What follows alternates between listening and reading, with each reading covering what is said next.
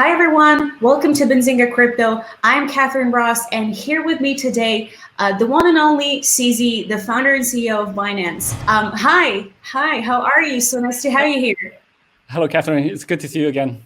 How are you? Where are you based right now? I'm in Asia, so I still move around a bit. So now the traveling is opening up. I was in Singapore for quite a while, but now I'm traveling between Hong Kong, Taiwan. So now the travel's opened up a little bit. So it's much easier now. Okay, so you said the travel has opened up, and I'm jealous. Thank you. Yes. I'm just gonna cry here for a bit. So, thank you for doing this. We're very excited to have you here with us. And I'm just gonna, go ahead and ask my questions. Sure. The first one that I have is, it's been 3.5 years since you launched Binance, right? I think we have a picture, and so how do you feel about that? Is everything going as you planned back then? There you go. Yeah. So I think basically nothing went according to plan. Some on the negative side, some on the positive side. To be very honest, when we first started, we probably our goal was to be within the top 10 exchange within 3 years.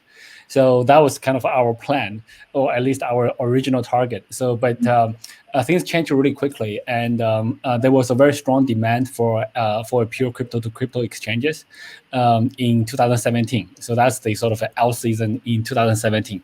So we were very lucky that we caught that wave, and we became the #1 exchange in 6 months. And nothing ever goes to plan according to plan after that anyway. So we had massive user increases we had to deal with. Then there was a 2-year crypto winter, which it kind of makes sense now because markets go in cycles, but you don't plan for that. We thought we're going to continue to grow for another 2 to 3 years, but there was a winter, and then we had everyone in the industry had to adjust a little bit, and we also did as well. And so basically, nothing ever goes according to plan. We just have a general direction. We want to provide more access to cryptocurrencies, and we just adjust when things happen. So every day is a different day. I can imagine, like for us, media as well, it's pretty crazy. So I want to ask you like a more personal question. What it's like for you personally to be in the front of all of that, to run a major crypto exchange like that? How do you feel? What does your typical day look like? So you wake up, do you wake up very early or very late? Do you sleep? Yes. So I do sleep. So in fact, I actually sleep more regularly now. Before it was like I'm usually a late sleeper, late riser. So, but we do I do have a daily 9 a.m. call, which is kind of early for me. So I have to have an alarm waking me up. And then I would say now is much more organized. Whereas like the first 2 years, like everything's relatively random. Things just change very quickly. I have to deal with different issues on a daily basis. I think the first year I did a bit more hands-on, just get more involved in particular issues and making some decisions, etc.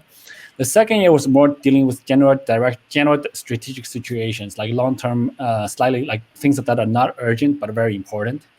And this year, I think for the last year or so, I've been doing much less operational work. So I haven't really been involved in the day-to-day operations of Binance.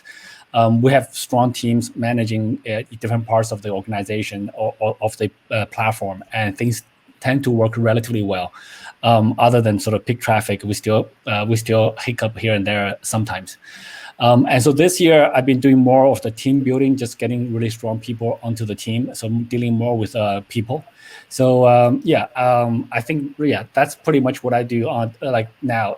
Nowadays, I typically have like 10 to 16 meetings a day, conference calls. I do get a bit of break in between, so I have a couple hours of solid chunks where I can do some real work on my own. Most of them are like writing an article or something along those lines. So that's kind of like So I do have very long working days. From most, I think by most people's judgment, those hours, like I wake up working on Binance, I go to sleep working on Binance. But from a feeling perspective, I actually feel very energetic. So I don't feel tired, I don't feel stressed out. If I do feel stressed out, I might go take a nap.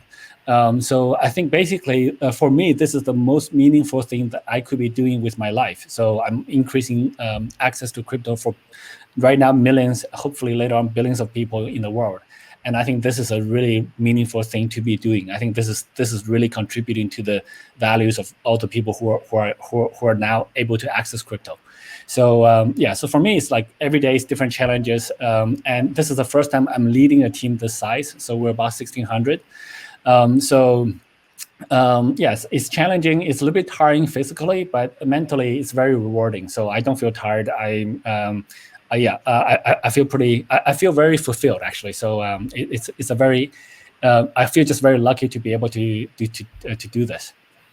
Well, that was so surprising to hear that you said you feel energized. How do you keep your energy so up? Do you have time to work out? I don't know, meditate, read books, do anything that ordinary people do?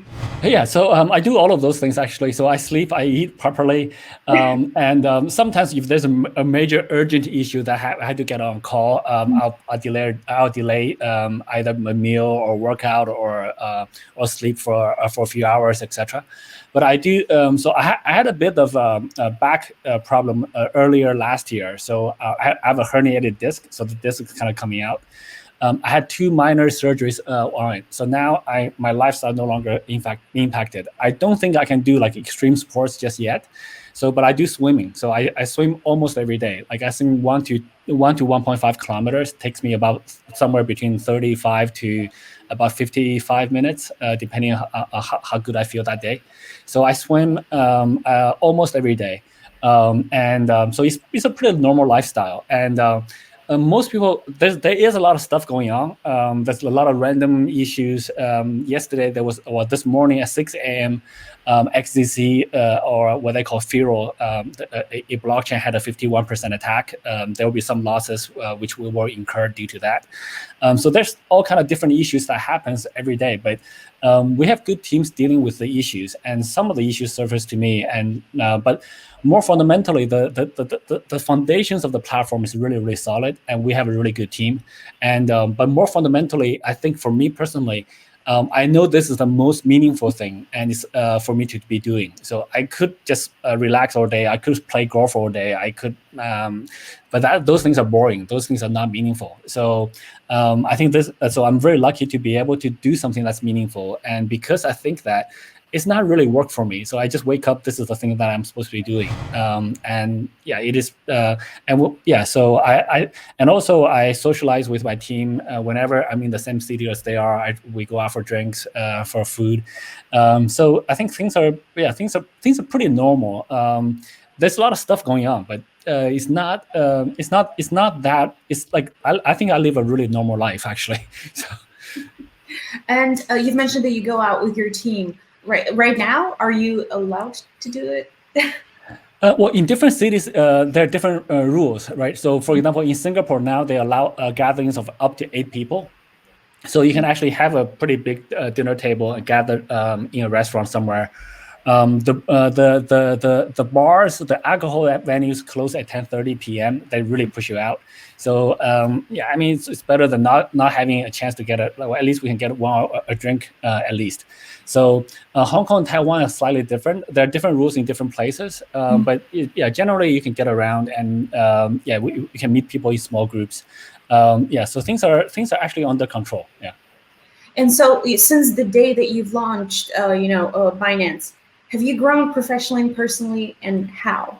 Yeah, I would hope so. I think professionally, there's a lot I've learned, and also I think I've become much more focused. Whereas before, I was looking back at 3 years ago, I was probably spending a lot more time on random stuff, which are really not that important. So now random how? Sorry to random. What do you mean by? So, I'll give you. So let's say, for example, some KOL or some famous, relatively famous people in the industry says, "Okay, CZ, I want to meet you. Let's grab dinner, or let's grab grab dinner and a drink." And 3 years ago, I would just say yes. And what would probably happening would be like a 2-hour dinner followed by a couple hours of drinks, so three or 4 hours gone. And they may be a thing that I can help with a guy. They may not be a thing. It may be that he wants to list some coin or not. But it's maybe not it could be something that I could address in 15 minutes. So nowadays, I would just ask very blatantly, say, what do you need? What is it about? Can I know the topic? Can I know what you want? What do you need from me? What are you trying to provide to us? So nowadays, I'm much more direct to the point, wasting much less time. So I think now it's to the point where it's a little bit impolite and offensive to some people. But look, time is the most limited resource that I've learned. So I'm much more focused now in that way. And this also translates into a lot of the business dealings or a lot of the business relationships. I tend to now, I think I'm now much better at cutting through all the noise and just go for the core. So as a business collaboration, a business partner, I'll just cut down to the core very quickly. What value do we bring to the table on each side? How do we help you? How do you help us? What should you get? I generally want to engineer a long-term win-win solution, even though that sounds kind of cheesy, but that's really how you engineer long-term partnerships. So I'm much more focused. I'm much more, I think I'm sharper in that way. And I'm wasting much less time on random fluffy stuff. So anything that's not important, anything that's just sort of background introductions, I tend to cut all of those noise out. So I think professionally, I've also learned a lot from a lot of other people on the team, and I also have a couple of mentors, how to lead an organization of this size with this type of impact, with this type of business activity. So I think I've learned a lot in that respect. And I'm still learning, so everything's new for me still. So it's not like I've done this before. So it's new for me. It's new for the entire team. And other people have done similar stuff, but every business is a little bit different. We are in a different industry, very new. No one have done this type of industry before. Our business positioning, the positioning of Binance, how we service users, what type of cryptocurrencies do we provide? What kind of other additional services do we provide, like earnings, staking, etc. So every business is a bit different. So I'm still learning through a lot.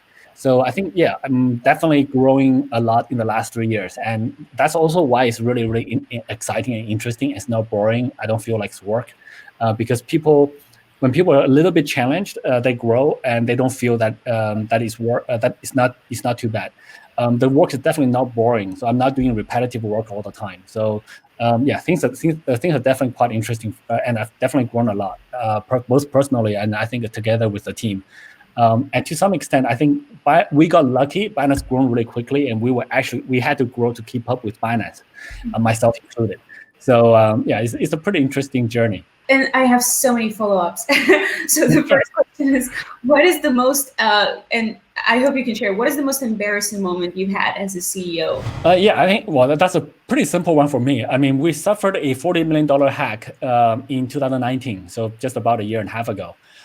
So that's definitely, kind of embarrassing professionally. But we were honest about it. We were like, one thing I learned from that lesson is just be transparent. So people make mistakes. We have weaknesses. We're not perfect. Our system had weaknesses. We probably still do have some weakness here and there. There's no perfect system. There's no bugless system. But I think we have very solid different layers of security now. But having a big hack on a big crypto exchange is embarrassing. It actually has happened, to my knowledge, to every single exchange that I know of. But it was an embarrassing moment, and we had to deal with it.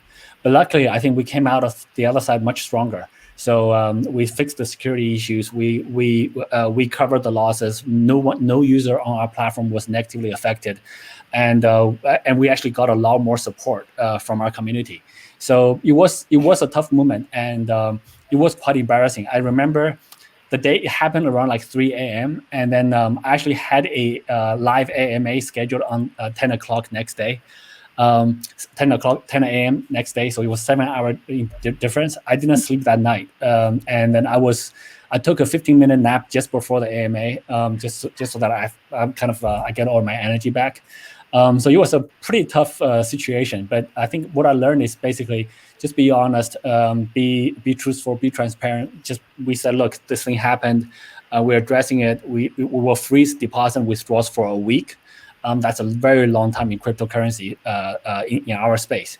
And surprisingly, we didn't get that many complaints. There were some users who were complaining, but more to our surprise, we actually got more support than complaints. So it was definitely an embarrassing moment, but I think we came out the other side much stronger. And how do you deal with that?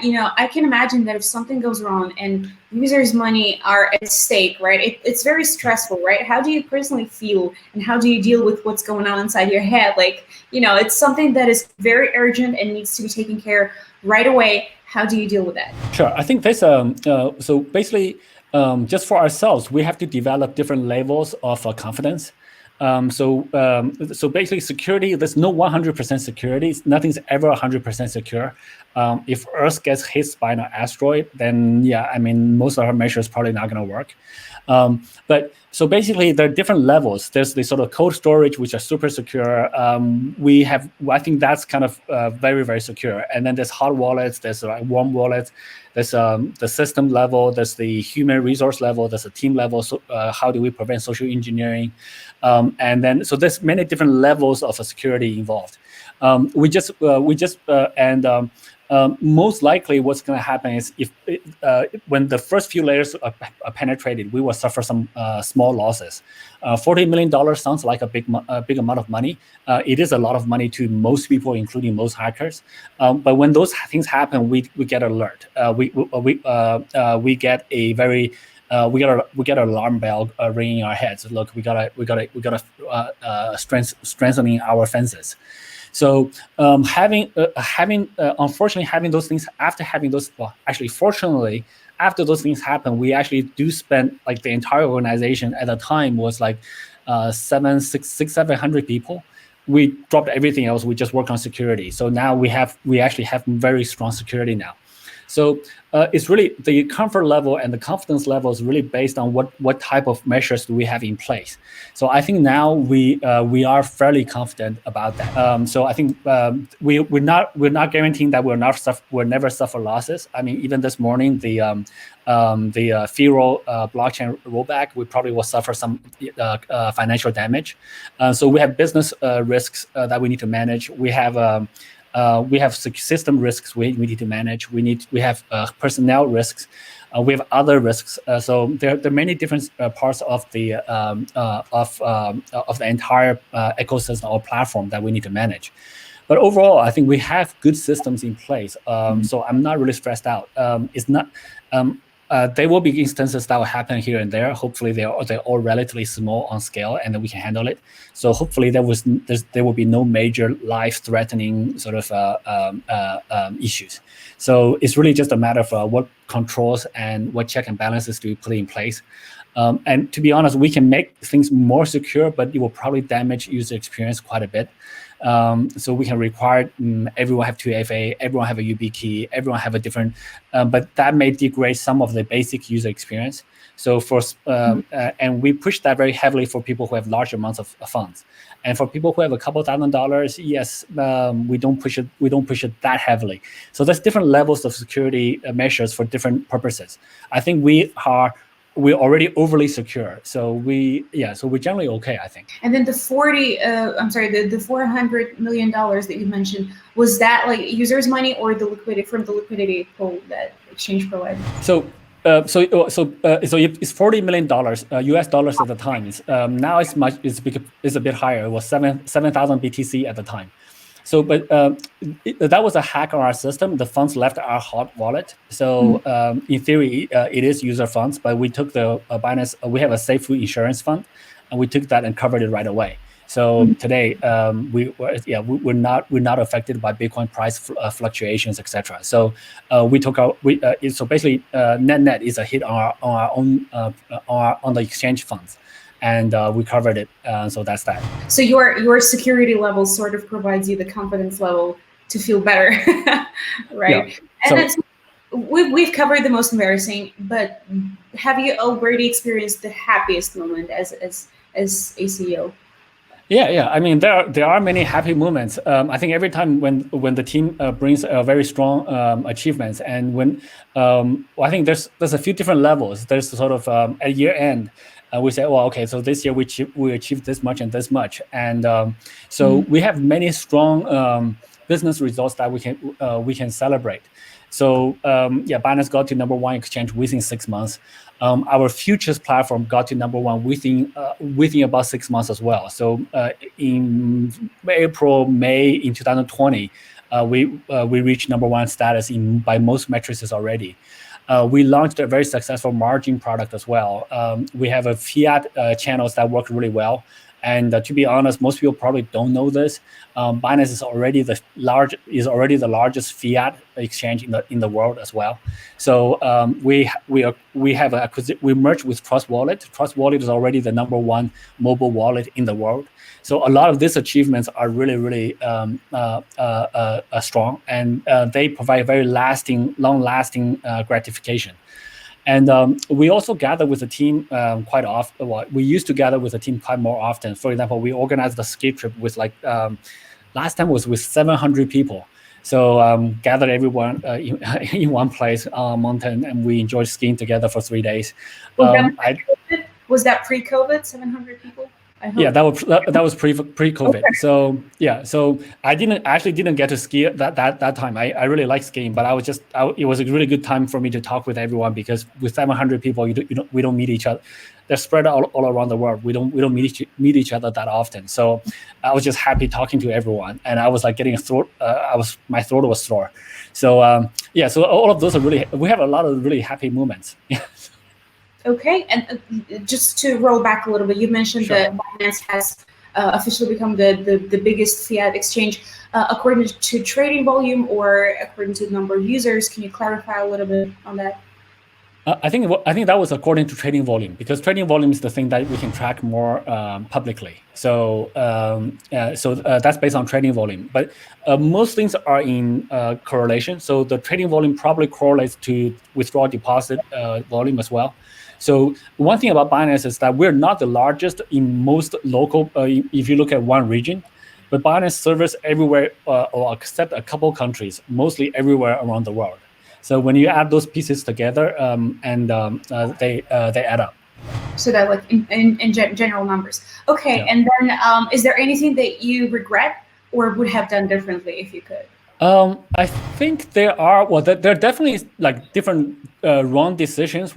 I think things didn't work out. But I wouldn't say regret, to be honest. So for example, we have a few failed experiments. So the way we work is the Binance team is relatively decentralized. Everyone's in a different geographic place, and we have many small teams working on random projects. There's a very high degree of autonomy. So, for example, somebody comes to me and says, "Hey, CZ, I think we want to work with you together to build a fiat exchange, say in one country, let's say Korea." And we said, well, Korea is a pretty active market. We don't have a Korea fiat gateway, so let's do that. So we invest, we build up a team. So we have maybe at any given time 50 to 100 of this type of experiments going on, and a lot of them don't work out. So Korea we had to shut down recently because it just wasn't getting traction. Do I regret that decision? Technically, I should, but if we don't do many experiments before we do it. Out of 50 experiments, maybe 5 or 10 are successful, and they're relatively more publicly known. The other 30, 40 are less publicly known. But if we don't do all 50, we can't just do this 10. We don't know which 10 it is. So I wouldn't say we would regret it, but there are definitely a lot of room for improvements, a lot of areas that we could improve on. And a lot of decisions that, looking back, could be easily adjusted or to be improved. But at the time, it's kind of hard to know. I don't think there's clear cases where we thought that, okay, given the information we had at the time, we should make a very different decision. So it's kind of hard to say. Yeah. And what is the biggest lesson you have learned from your employees? I think there are many different lessons. So, for example, the fiat business is really one of the most tricky businesses to run. and how do we engage with partners, etc. So I learned a lot there from the experts who are very familiar with the banking world, how to integrate with payment channels, etc. So I've also learned a lot of things over the last 3 years. For example, we adopted a rapid decision-making framework. That's from one of the consulting companies that didn't work directly with us, but one of our team members used to work for a company that had that. I learned from somebody coming from Uber about a lot of how to all manage global operations, how to have different businesses in different parts of the world. I learned from my compliance team a lot on compliance, even though I'm still a very novice person. So there's a lot of and more like even like yesterday, I learned from a different way to describe culture. There's a horse culture, which the horse is a very hard-working type of animal, but they don't make any noise. They don't, but they do what's told. They do what other people want them to do. There's a wolf culture where you go into a forest, you hunt for food, and you take them down. What type of organizational culture should Binance adopt? How do we grow, and or do we have different cultures at different places? So all of these concepts are things I actually learned from our team. So there's a lot of really interesting stuff that I'm learning personally. So there's a lot. I don't know which one's the most significant, but that's just a lot. Probably just some of it. All of that is contributing a little bit to your growth. So, and now to a little bit of questions about Binance and its future. You, according to multiple sources, you expected to see profits of around $800 million in last year, right? So did you get to that milestone? So that wasn't a really calculated estimate. I was talking with a journalist from Bloomberg, and she asked, "Does that range sounds right?" I was like, that sounds about right." Actually, we haven't really calculated the whole year. The problem with our industry, with our business, is that our revenue comes in 300 different cryptocurrencies, and at any moment the price fluctuates. And so if we calculate our earnings today based into one currency, if we live in 300 different currencies, we don't have a total. If we convert all of them into US dollar equivalents or BTC equivalents or BNB equivalents, they are different. So, and they're different every minute. So even if we say a number now, the next minute price may change. And 300 different currencies, the price changes all the time. And we only hold cryptocurrency. So yeah, it is a little bit hard to estimate our revenues. But I to be honest, even now, I actually don't know how accurate that number is. But the business definitely have grown quite a bit this year versus last year. So I think things are looking pretty well. But do you have a specific number from last year? How much money did Binance make? Actually, yeah. So so I don't have a number, and we probably won't going forward. We probably won't disclose those numbers. I had to try. Sure. I had to try. That's right. But then, in percentage, can you say what was the most important? The most profitable revenue stream? Well, it's still the exchange business. So anything. Everything else we're basically sponsoring from the exchange business.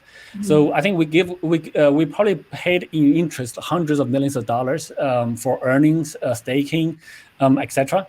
So those are not revenue generating businesses. The only revenue generating business we have is really just the exchange. So we have a couple of different products on the exchange side. There's the spot exchange, which is the sort of core platform.